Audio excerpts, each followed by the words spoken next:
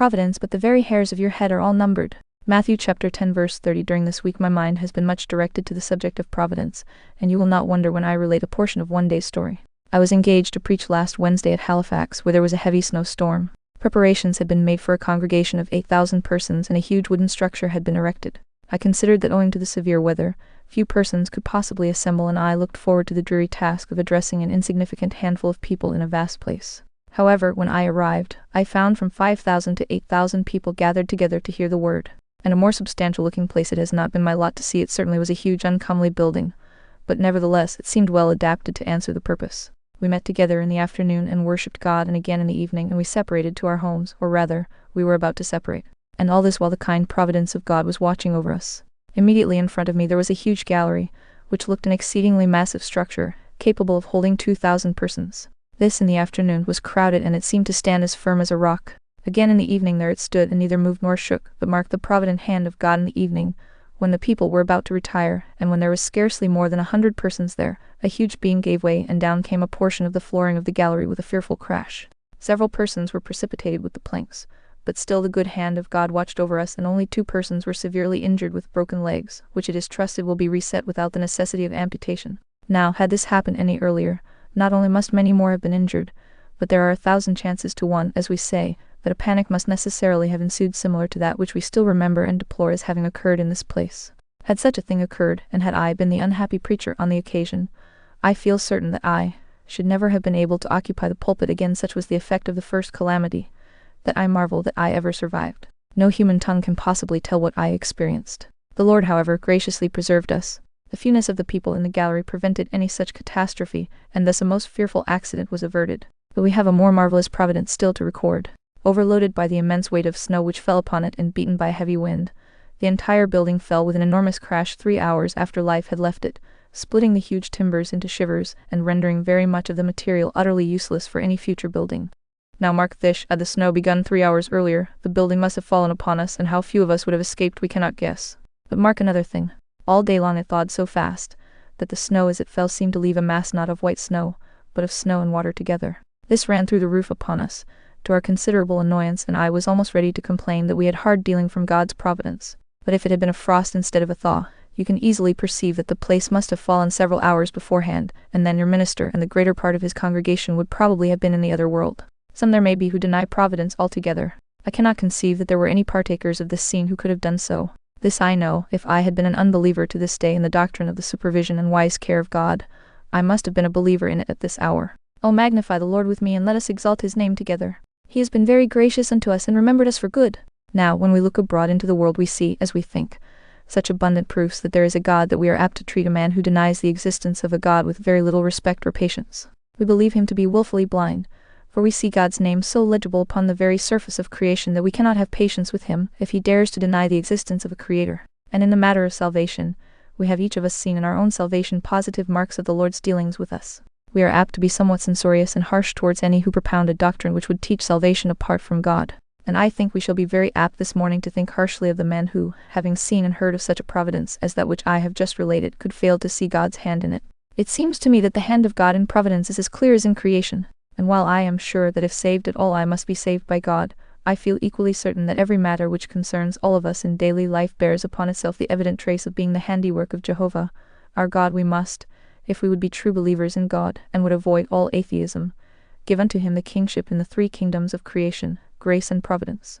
It is in the last, however, that I think we are the most apt to forget him. We may easily see God in creation if we are at all enlightened, and if saved we cannot avoid confessing that salvation is of the Lord alone. The very way in which we are saved, and the effect of grace in our hearts, always compels us to feel that God is just. But providence is such a checkered thing, and you and I are so prone to misjudge God, and to come to rash conclusions concerning his dealings with us, that perhaps this is the greatest stronghold of our natural atheism, a doubt of God's dealings with us in the arrangements of outward affairs. This morning I shall not be able to go deeply into the subject, but very heartily can I enter into it. After being so great a partaker of his wonder-working power from the text, I shall draw 1 or 2 points. First of all, the text says, "The very hairs of our head are all numbered." From this I shall infer the minuteness of providence. Again, inasmuch as it is said of believers that the hairs of their head are all numbered, I shall infer the kind consideration and the generous care which God exercises over Christians. And then, from the text, and from our Saviour's reason for uttering these words, I shall draw a practical conclusion of what should be the spirit and temper of the men who believe this truth of God, that the very hairs of their head are all numbered. First, then, our text very clearly teaches us the minuteness of providence. Every man can see providence in great things. It is very seldom that you find any person denying that when an avalanche falls from the summit of the Alps, the terrible hand of God is there. There are very few men who do not feel that God is present in the whirlwind and in the storm. Most men will acknowledge that the earthquake, the hurricane, the devastation of war and the ravages of pestilence come from the hand of God. We find most men very willing to confess that God is God of the hills, but they forget that He is also Lord of the valleys. They will grant that He deals with great masses, but not with individuals, with seas in the bulk, but not with drops. Most men forget, however, that the fact which they believe of providence being in great things involves a providence in the little, for it would be an inconsistent belief that the mass was in God's hand, while the atom was left to chance. It is indeed a belief that contradicts itself. We must believe all chance or else all God. We must have all ordained and arranged, or else we must have everything left to the wild whirlwind of chance and accident. But I believe that it is in little things that we fail to see God. Therefore, it is to the little things that I called your attention this morning. I believe my text means literally what it says. The very hairs of your head are all numbered. God's wisdom and knowledge are so great that He even knows the number of the hairs upon our head. His providence descends to the minute particles of dust in the summer gale. He numbers the gnats in the sunshine and the fishes in the sea. While He certainly controls the massive orbs that shine in heaven, He does not blush to deal with the drop that trickles from the eye. Now I shall want you to notice how little circumstances of daily life, when we come to put them all together, evidently betray their origin. I will take a scripture history and show how the little events must have been of God, as well as the great results. When Joseph was sent into Egypt by his brothers in order to provide for them against a day of famine, we all agree with Joseph's declaration, "It was God that sent me here." But now, if we notice each of the little ways through which this great result was brought to pass, we shall see God in each of them. One day Joseph's brothers are out with the sheep. Jacob wants to send to them. Why does he send Joseph? He was his darling son, he loved him better than all his brothers. Why does he send him away? He sends him. Then why should it have happened at that particular time that Jacob should want to send at all? However, he did want to send, and he did send Joseph. A mere accident, you will say, but quite necessary as the foundation of the structure. Joseph goes. His brothers are in want of pasture, and therefore leave Shechem, where Joseph expected to find them, and journeys on to Dothan. Why go to Dothan? Was not the whole land before them? However, Joseph goes there. He arrives at Dothan just when they are thinking of him in his dreams, and they put him into a pit. As they are about to eat bread, some Ishmaelites came by. Why did they come there at all? Why did they come at that particular time? Why were they going to Egypt? Why might they not have been going another way? Why was it that the Ishmaelite wanted to buy slaves? Why might they not have been trading in some other commodity? However, Joseph is sold. But he is not disposed of on the road to Egypt, is taken to the land. Why is it that Potiphar is to buy him? Why is it that Potiphar has a wife at all? Why is it again that Potiphar's wife should be so full of lust? Why should Joseph get into prison? How is it that the baker and the butler should offend their master? All chance as the world has it, but every link necessary to make the chain. They do both offend their master. They are both put into prison. How is it that they both dream? How is it that Joseph interprets the dreams? How is it that the butler forgets him? Why, because if he had remembered him, it would have spoiled it all. Why is it Pharaoh dreams? How can dreams be under the arrangement of God's providence? However, Pharaoh does dream. The butler then thinks of Joseph. Joseph is brought out of prison and taken before Pharaoh, but take away any of those simple circumstances, break any one of the links of the chain, and the whole of the design is scattered to the winds. You cannot get the machine to work. If any of the minute cogs of the wheels are taken away, everything is disarranged. I think it seems very clear to any man who will dissect not only that but any other history he likes to fix upon. There must be a God in the little accidents and dealings of daily life, as well as in the great results that tell upon the pages of history and are recounted in our songs. God is to be seen in little things. We will now notice in the minutiae of providence, how punctual providence always is. You will never wonder more at providence than when you consider how well God keeps time with himself. To return to our history, how is it that the Ishmaelites should come by just at that time? How many thousand chances there were that their journey might have been taken just before. There certainly was no special train to call at that station at that particular time, so that Joseph's brothers might arrange to go and call him. No such thing. And yet if there had been all this arrangement, it could not have happened better. You know, Reuben intended to fetch Joseph out of the pit half an hour later, and the child was not. God had these Ishmaelites ready. You do not know how he may have sped them on their journey, or delayed them so as to bring them on the spot punctually at the exact moment. To give another instance, there was a poor Roman whose son had been raised from the dead by Elisha. She, however, had left her country at the time of famine and had lost her estate. She wanted to get it back. God determined that she should have it. How was it to be done? The king sends for Gehazi, the servant of Elisha, and he talks to him, tells him one instance about a woman who had had a child raised from the dead. How strange! In comes the woman herself. My lord, this is the woman. She comes to obtain her suit. Her desire is granted just because at the very moment the king's mind is interested concerning her. All chance, was it not? Nothing but chance. So fools say. But those who read Bibles, and those who have judgment, Say there is something more than chance in such a coalition of circumstances. It could not be a mere coincidence, as men sometimes say. There must be God here, for it is harder to think that there is not God than that there is. And while a belief in God may be said by some to involve a great stretch of faith, the putting him out of such things as this would involve an infinitely greater amount of credulity. No, there is God there. There is another instance that I remember in the New Testament history. Paul goes into the temple, and the Jews rush upon him in a moment to kill him. They drag him out of the temple and the doors are shut against him. They are just in the very act of killing him, and what is to become of poor Paul's life? 5 minutes longer and Paul will be dead. Up comes the chief captain and delivers him. How is it that the chief captain knew of it?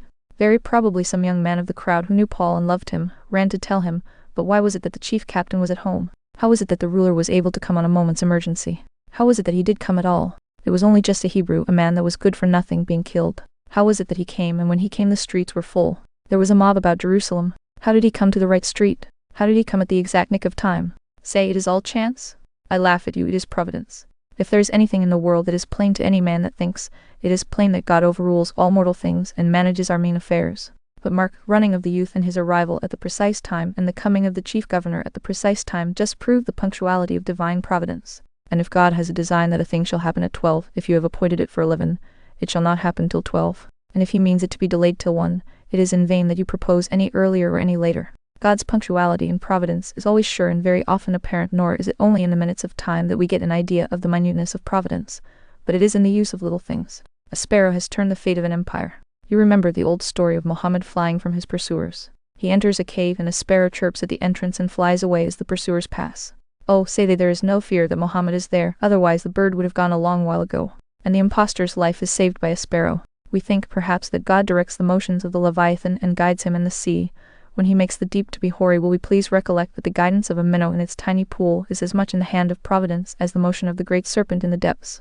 You see the birds congregate in the autumn, ready for their flight across the purple sea. They fly here and there in strange confusion. The believer in Providence holds that the wings of every bird have stamped upon them the place where they shall fly, and fly with each action of its own wild will. They cannot diverge so much as the millionth part of an inch from their predestinated track.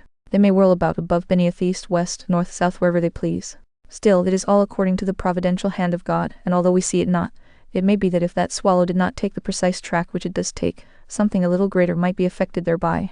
And again, something a little greater still might be effected, until at last a great thing would be involved in a little. Blessed is that man who sees God in trifles.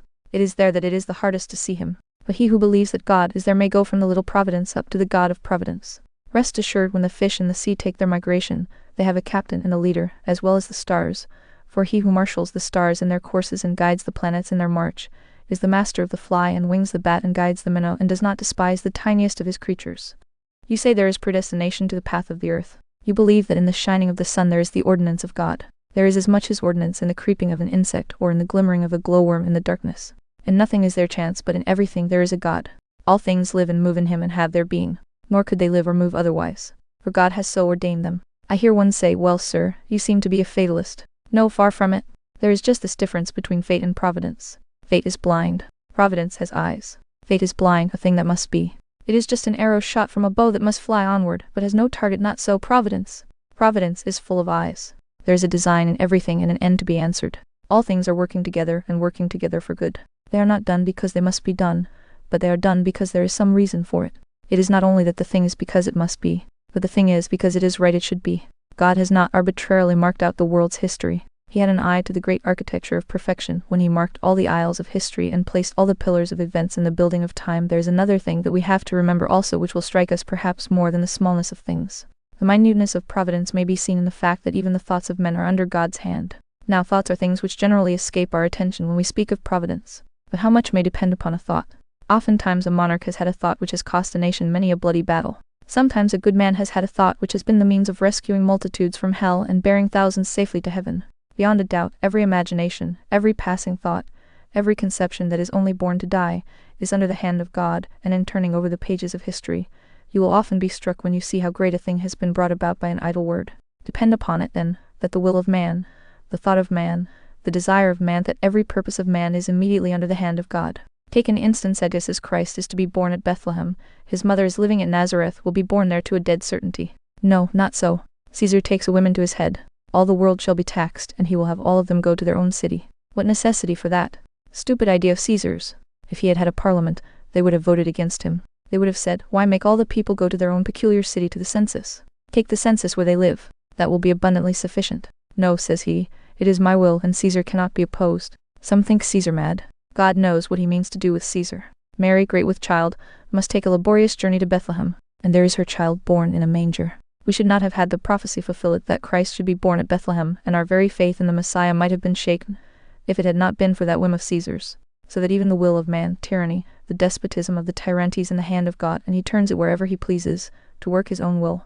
Gathering up all our heads into one short statement, it is our firm belief that he who wings an angel guides a sparrow. We believe that he who supports the dignity of his throne amidst the splendors of heaven maintains it also in the depths of the dark sea. We believe that there is nothing above, beneath, around which is not according to the determination of his own counsel and will, and while we are not fatalists, we do most truly and sternly hold the doctrine that God has decreed all things whatsoever that come to pass, and that he overrules all these things for his own glory and good, so that with Martin Luther, we can say he everywhere has sway, and all things serve his might, his every act pure blessing is, his path unsullied light. Romans 2.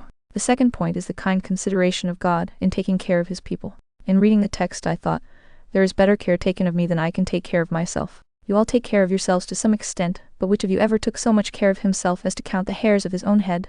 But God will not only protect our limbs, but even the outgrowth of hair is to be seen after. And how much this excels all the care of our most tender friends. Look at the mother, how careful she is. If her child has a little cough, she notices it. Slightest weakness is sure to be observed. She has watched all its motions anxiously, to see whether it walked right, whether all its limbs were bound, and whether it had the use of all its powers in perfection. But she has never thought of numbering the hairs of her child's head, and the absence of one or two of them would give her no great concern. But our God is more careful of us, even than a mother with her child, so careful that he numbers the hairs of our head. How safe are we then beneath the hand of God? However, leaving the figure, let us again notice the kind, guardian care which God exerts over his people in the way of providence. I have often been struck with the providence of God in keeping his people alive before they were converted. How many are there here who would have been in hell at this hour if some special providence had not kept them alive till the time of their conversion? I remember mentioning this in company, and almost every person in the room had some miracle to tell concerning his own deliverance before conversion. One gentleman, I remember, was a sporting man who afterwards became an eminent Christian. He told me that a little time before his conversion he was shooting, and his gun burst in 4 pieces, which stood upright in the earth as near as possible in the exact form of a square, having been driven nearly a foot into the ground, while he stood there unharmed and quite safe, having scarcely felt the shock. I was noticing in Hervey's works, one day, a very pretty thought on this subject. He says 2 persons who had been hunting together in the day, slept together the following night. One of them was renewing the pursuit in his dream, and having run the whole circle of the chase, came at last to the fall of the stag. Upon this he cries out with a determined ardor, I'll kill him, and immediately feels for the knife which he carried in his pocket. His companion, happening to awake and observing what passed, leaped from the bed. Being secure from danger and the moon shining in the room, he stood to view the event, when to his inexpressible surprise, the infatuated sportsman gave several deadly stabs in the very place where a moment before the throat and the life of his friend lay. This I mention as a proof that nothing hinders us, even from being assassins of others, or murderers of ourselves, amidst the mad sallies of sleep, only the preventing care of our Heavenly Father. How wonderful the providence of God with regard to Christian people in keeping them out of temptation. I have often noticed this fact, and I believe you are able to confirm it, that there are times when if a temptation should come you would be overtaken by it. But the temptation does not come, and at other times when the temptation comes you have supernatural strength to resist it. Yes, the best Christian in the world will tell you that such is still the strength of his lust that there are moments when if the object were presented to him, he would certainly fall into the commission of a foul sin. But then the object is not there, or there is no opportunity of committing the sin. At another time, when we are called to go through a burning fiery furnace of temptation, we have no desire towards the peculiar sin. In fact, we feel an aversion to either, or even incapable of it. Strange it is, but many a man's character has been saved by providence. The best man that ever lived little knows how much he owes for preservation to the providence as well as to the grace of God. How marvelously, too, has providence arranged all our places.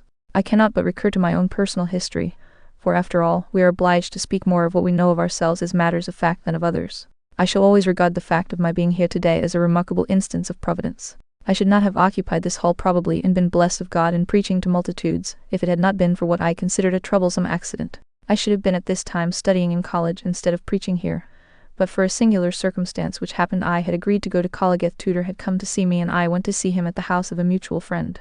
I was shown by the servant into one drawing room, and the house was shown into another. He sat and waited for me 2 hours. He sat and waited for him 2 hours. He could wait no longer, and went away thinking I had not treated him well. I went away and thought that he had not treated me well. As I went away, this text came into my mind, seek you great things for yourself. Seek them not.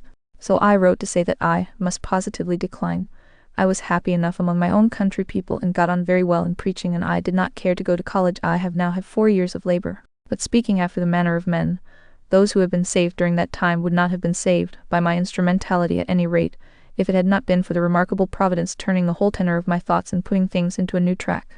You have often had strange accidents like that. When you have resolved to do a thing, you could not do it.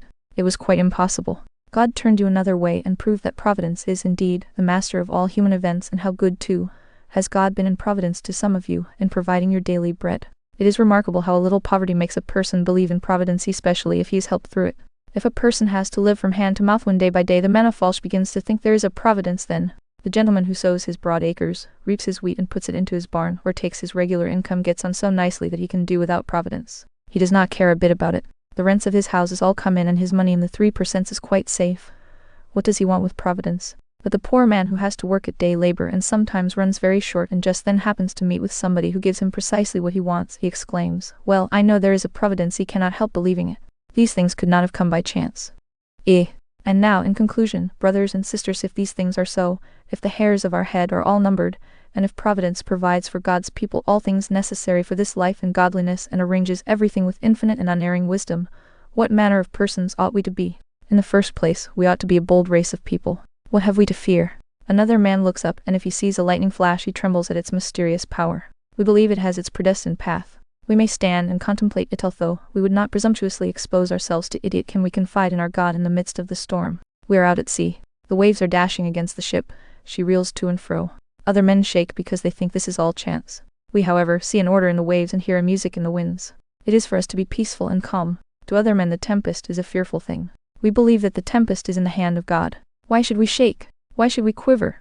In all convulsions of the world, in all temporal distress and danger, it is for us to stand calm and collected, looking boldly on. Our confidence should be very much the same, in comparison with the man who is not a believer in Providence, as the confidence of some learned surgeon, who, when he is going through an operation, sees something very marvelous, but yet never shudders at it, while the ignorant peasant, who has never seen anything so wonderful, is alarmed and fearful, and even thinks that evil spirits are at work. We are to say, by God's grace let others say what they please. I know God is here, and I am his child, and this is all working for my good.